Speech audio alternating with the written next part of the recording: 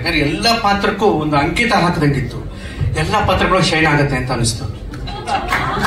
ಆಮೇಲೆ ಗೊತ್ತಾಯ್ತು ಅಂಕಿತ ಶೈನೇ ಏನ್ರಪ್ಪ ಇದು ಎಲ್ಲ. ಆವಾಗ ಅನ್ನಿಸ್ತು ಉಪ್ಪಿ ಸರ್ ಹೇಳ್ದಂಗೆ ಬಾಬಿ ಬೇರೆನೆ ತುಂಬಾ ಚೆನ್ನಾಗಿ ಮಾಡಿದ್ದಾರೆ. ಅದನ್ನ ನೋಡಿದ್ಮೇಲೆ ಏನ್ ಬರಿಬೇಕು ಅಂದಾಗ ಸುಮ್ನೆ ತಲೆ ಕೆರ್ಕೊಂಡು ಇನ್ನೆಲ್ಲ ಉಂಡ್ಕೊಂಡು ಯಾವ್ದೋ ಫಾಲ್ಸ್ ಗಳನ್ನ ಕುತ್ಕೊಂಡು ಅಥವಾ ಇನ್ನೇನೋ ಒಂದು ಫಾಲ್ಸ್ ವಿಷಯಗಳನ್ನ ಯೋಚನೆ ಮಾಡ್ಕೊಂಡು ಬರೆಯೋದಕ್ಕಿಂತ ಮೌನವಾಗಿ ನೋಡಿದೆ. ಒಂದ್ 2-3 ಸರಿ ನೋಡಿದ್ವಿ, 3 ಜನ ಕೂತಿದ್ವಿ. ಎಲ್ಲರ ಎಕ್ಸ್ಪ್ರೆಷನ್ಸ್ ಮಾತ್ರ ನೋಟ್ ಮಾಡ್ಕೊಂಡು ಬಂದೆ. ಆ ಎಕ್ಸ್ಪ್ರೆಷನ್ಸ್ ನ ವರ್ಡ್ ಅಲ್ಲಿ ಹೇಳಿದೆ, ಕರೆಕ್ಟ್ ಆಗಿದೆ ಅಂತ ಅಂದ್ಬಿಟ್ಟು ನಂಗೆ ರಿಟೈನ್ ಮಾಡ್ಕೊಂಡ್ಬಿಟ್ಟ. ಇದು ಮೊದಲನೇ ಸ್ವಾಗತನ, ಸಹಕರಿಸಿದಳ ಸಹನ ಅಷ್ಟೇ. ಅದು ನೋಡಿ ಅವರು 2-3 ಸತಿ ಅಲ್ಲ, ನೋಡಿದ ಕೂಡಲೇ ಫಸ್ಟ್ ಹೇಳಿದ್ದೇನೆ, ಇದು ಮೊದಲನೇ ಸ್ವಾಗತಾನ, ಸಹಕರಿಸಿದಳ ಸಹನ, ಇವಳ ಬದಲಾಗೋ ನಗೆ ಸನಿಹಾನ ವಿರಹಾನ ಹೇಳಿದ 10-15 ಸೆಕೆಂಡ್ ಅಲ್ಲಿ ನನಗೆ ಈ ಲೈನ್ ಕಲ್ಯಾಣ್ ಸರ್ ಹೇಳಿದ್ರು. ನಾ ಹೇಳಿದೆ, ಸರ್ ನಮ್ಮ ಸಿನಿಮಾಗೆ ನೀವು ಜನನ ಒಳ ಕರ್ಕೊಂಡ್ ಬಂದ್ಬಿಟ್ರಿ ಸರ್, ಅಷ್ಟು ಕಾನ್ಫಿಡೆನ್ಸ್ ಬರ್ತಾ ಇದೆ ನಿಮ್ಮ ಲಿರಿಕ್ಸ್ ಕೇಳಿದ್ಮೇಲೆ ಅಂತ. Sir sorry. ಮೊದಲನೇದಾಗಿ ಅಜ್ಜು ಅವ್ರ ತಂದೆ ತಾಯಿ ಹೇಳಿದ್ದಾರೆ, ನಿಜವಾಗ್ಲು ಸಾರ್ಥಕ ಆಯ್ತು. ಫಸ್ಟ್ ತುಂಬಾ ತುಂಬಾ ಚಿಕ್ಕ ಹುಡುಗ ಅಂದ್ರೆ ಸ್ವಲ್ಪ ಬೇರೆ ವಿಷಯ ಎಲ್ಲ ಯೋಚನೆ ಮಾಡ್ತಿದ್ದ, ಬಟ್ ತುಂಬಾ ಚಿಕ್ಕ ಹುಡುಗ. ಇವನ್ ಬಂದಾಗ ಅವ್ರ ತಾಯಿ ಫಸ್ಟ್ ಫೋನ್ ಮಾಡಿದ್ರು, ನಿಮ್ ಮನೆಗೆ ಅವನ್ ಬಂದಿದ್ದಾನೆ, ನಂಗೆ ಹೊಟ್ಟೆಗೆ ಹಾಲು ಎರ್ದಂಗ ಆಯ್ತಪ್ಪ ಅಂತ ಅಂದ್ರು. ಈಗ ಅದೇ ಮಾತು ರಿಪೀಟ್ ಮಾಡಿದ್ರು, ನನ್ ಮಗ ದೊಡ್ಡ ಪ್ರೊಡ್ಯೂಸರ್ ಆಗಿದ್ದಾನೆ, ಇಡೀ ಕರ್ನಾಟಕ ಅವನ ಬಗ್ಗೆ ಮಾತಾಡುತ್ತೆ, ಮತ್ತೆ ಹೊಟ್ಟೆಗೆ ಹಾಲು ಎರ್ದಂಗ ಆಯ್ತು ಅಂತ. ಒಬ್ಬ ತಾಯಿ ಮನಸ್ಸು, ತಂದೆ ಮನಸ್ಸನ್ನ ಸಂತೃಪ್ತಿ ಪಡಿಸಿದಾಗ್ಲೇ ಇವನು ಸೂಪರ್ ಸ್ಟಾರ್ ಅಂತ. ಬಟ್ ಅಷ್ಟೇ ವಿನಯ ಇದೆ, ಅಷ್ಟೇ ವಿಧೇಯತೆ ಇದೆ. ಆಗ್ಲಿಂದನೂ ಕೂಡ ಬಾಬಿ ಅವರ ಸಹಕಾರಿಯಾಗಿದ್ದಾರೆ.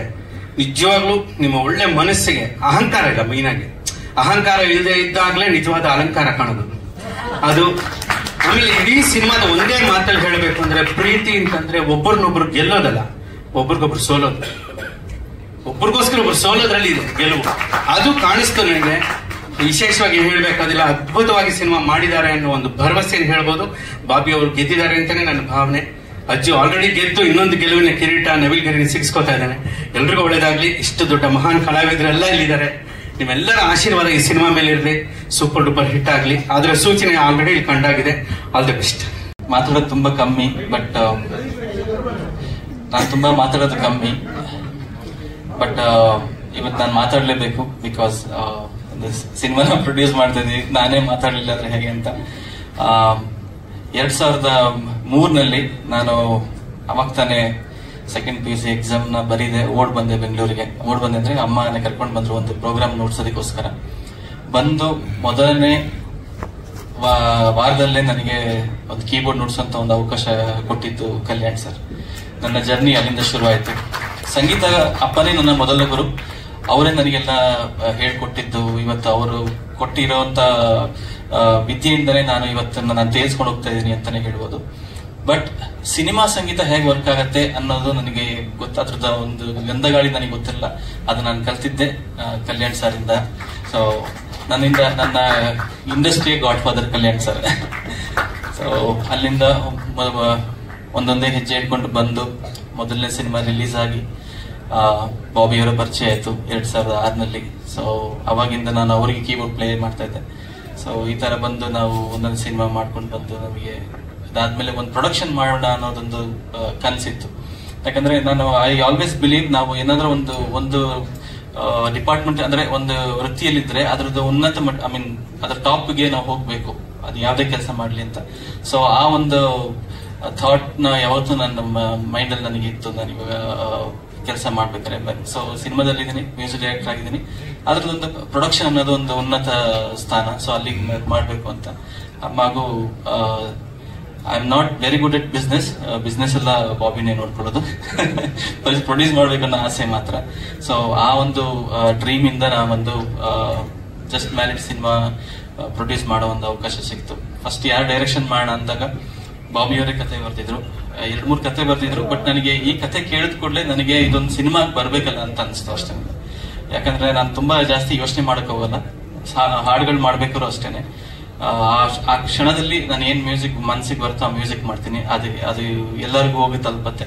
ಸೊ ಅದೇ ತರ ಪ್ರೊಡ್ಯೂಸ್ ಮಾಡ್ಬೇಕು ಅಲ್ವಾ, ಅದ್ ಮಾಡೋಣ ಅಷ್ಟೇನೆ. ಇನ್ ಮಿಕ್ಕಿದ್ದೆಲ್ಲ ಅವ್ರು ನೋಡ್ಕೊಡ್ತಾರೆ ಅಂತ ನಾನು ಜಸ್ಟ್ ಒಂದು ಫೇಸ್ ಆಗಿ ನಿಂತಿದ್ದೀನಿ ಪ್ರೊಡಕ್ಷನ್ ಅಲ್ಲಿ. ಬಟ್ ಎಲ್ಲದ ಹಾರ್ಡ್ ವರ್ಕ್ ಬಾಬಿ ಅವ್ರದನ್ನೇನೆ. ಸೆಟ್ ಅದನ್ನ ಸಂಭಾಳಿಸ್ಕೊಂಡು ಆರ್ಟಿಸ್ಟ್ ಗಳ ಹತ್ರ ಎಲ್ಲ ಮಾತಾಡಿಕೊಟ್ಟು ಶೂಟಿಂಗ್ ಹೋದ್ಮೇಲೆ ಅವ್ರಿಗೆ ನಾನು ಒಂದು 5-6 ದಿವಸ ಹೋಗಿರ್ಬೋದು ಅಷ್ಟೇ ಸೆಟ್ಟಿಗೆ. ಪ್ರತಿಯೊಂದು ಹೆಗಲೇ ಹಿಡ್ಕೊಂಡು ಅವರ ಬಾಬಿ ಅವ್ರ ಫ್ಯಾಮಿಲಿ ಅವ್ರ ಎಲ್ಲರೂ, ಬಾಲಾಜಿ ಸರ್, ಮಕ್ಕಳು ಹರ್ಷಿಕಾ ಎಲ್ಲರನ್ನು ಬಂದು ಅಲ್ಲಿ ಅವರವ್ರ ಕೆಲಸನ ನೋಡ್ಕೊಂಡು ಕೆಲಸ ಮಾಡಿದ್ದಾರೆ. ಹಾಗೂ ನೆಕ್ಸ್ಟ್ ನಮ್ಮ ಹೀರೋ, ನಾನು ಶೈನ್ ಬಗ್ಗೆ ಏನಂತ ಹೇಳಿ, ನಂದು ಫಸ್ಟ್ ನಾವು ಲಿಸ್ಟ್ ಮಾಡಿದಾಗ ಅದ್ರಲ್ಲಿ ಫಸ್ಟ್ ಇದ್ದಿದ್ದ ಹೆಸರೇನೆ ಶೈನ್. ಆಮೇಲೆ ಅದೇನೇನೋ ಇದು ಕಾರಣವಾಗಿ ಅಂದ್ರೆ ನಮಗೆ ಗೊತ್ತಿರ್ಲಿಲ್ಲ ಅಂದ್ರೆ ನಂಗೆ ಶೈನ್ ಸಿಗ್ತಾರೋ ಏನೋ ಅನ್ನೋದು. ನಾವು ಹೋಗಿ ಅಂದ್ರೆ ಹಂಗಲ್ಲ, ಇನ್ನು ಹೋಗಿ ಸುಮ್ಮನೆ ಕೇಳ್ಬಿಟ್ಟು ನಮ್ಗೆ ಗೊತ್ತಿಲ್ವಲ್ಲ. ಮ್ಯೂಸಿಕ್ ಅಂದ್ರೆ ಗೊತ್ತ ನನಗೆ, ಬಟ್ ಒಂದು ನಮ್ಮ ಸಿನಿಮಾ ಪ್ರೊಡ್ಯೂಸ್ ಮಾಡ್ತೀನಿ ಅಂದಾಗ ನಿಮಗೊಂದು ನಂಬಿಕೆ ಬರ್ಬೇಕು ನಮ್ಮಲ್ಲಿ, ಆ ಒಂದು ಅರ್ಥದಲ್ಲಿ ಹೇಳಿದೆ. ಸೊ ಶೈನ್ ಹೋಗ್ ಕೂಡಲೇ ಫಸ್ಟ್ ದಿವಸ ಒಪ್ಕೊಂಡ್ರು. ಅಂಡ್ ಅಂಕಿತ್ ಅವರು ಕೂಡ ಒಂದ್ಸತಿ ನಾವು ಅಪ್ರೋಚ್ ಮಾಡಿದಾಗ ಅವ್ರು ಬಂದು ಕೇಳಿ ಅವ್ರು ಒಪ್ಕೊಂಡು ಮಾಡ್ಕೊಟ್ರು. ಅಥವಾ ಒಪ್ಕೊಳ್ಳೋಕೆ ಆ ಒಂದು ನಮ್ಮನ್ನ ಅದನ್ನ ಇಂಟ್ರೊಡ್ಯೂಸ್ ಮಾಡ್ಕೊಡೋದಕ್ಕೆ ಚಂದ್ರಜಿತ್ ಅವರಿಗೆ ನಾನು ಥ್ಯಾಂಕ್ಸ್ ಹೇಳ್ತೀನಿ. ಇಬ್ಬನಿ ತಪ್ಪಿದ ಇಲ್ಲಿ ಡೈರೆಕ್ಟರ್ಗೆ ಅವ್ರು ನಮ್ಗೆ ಸಜೆಸ್ಟ್ ಮಾಡಿದ್ರೆ ನಮಗೆ ತುಂಬಾನೇ ಸಹಕರಿಸಿದ್ದಾರೆ ಅವರು. ಸೊ ಡೇಟ್ ಮುಂದೆ ಬರಬೇಕು ಸರ್ ಚಂದ್ರಜಿತ್. ಸೊ ಈ ತರ ಒಪ್ಕೊಂಡ್ರು. ಸೊ ಒಬ್ಬೊಬ್ರು ಸಿನಿಮಾದಲ್ಲಿ ಶೈನ್ ಆಗ್ಲಿ, ಅಂಕಿತಾ ಅಮರ್ ಆಗ್ಲಿ, ಶ್ರುತಿ ಮ್ಯಾಮ್ ಆಗ್ಲಿ, ರವಿಶಂಕರ್ ಸರ್ ಆಗ್ಲಿ, ದೇವರಾಜ್ ಸರ್ ಆಗ್ಲಿ, ಶ್ರೀಮಂತ್ ಸರ್,